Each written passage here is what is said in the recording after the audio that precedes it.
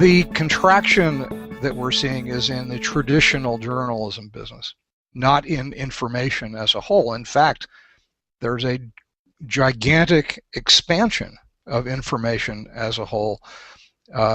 We could go off into the question of the quality, but that's not the point here. We have so much more than we ever had before, and I would argue in at least a few fields there's actually more great journalism than we ever had before. There is certainly, for anyone who's interested, more and essentially higher quality information about almost anything that one cares about than there was in the past. Certainly more information that's easy to get to.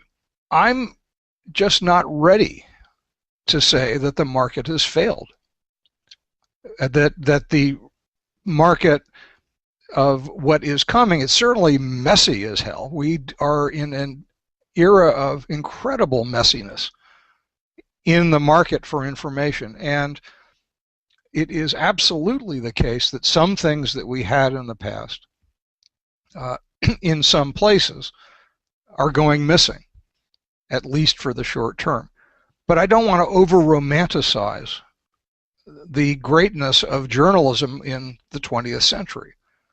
The daily newspapers that we are bemoaning the loss of what they do, you know, they never really covered beyond the major players in their community and things they picked up incidentally. If we have a supply problem, which I don't necessarily buy, we have a much bigger demand problem. So my hope is that in 10 years that we have people who have been an audience for journalism being extremely active in their use of media at all levels, so that they are demanding better of the people who do journalism, whether or not they are called journalists.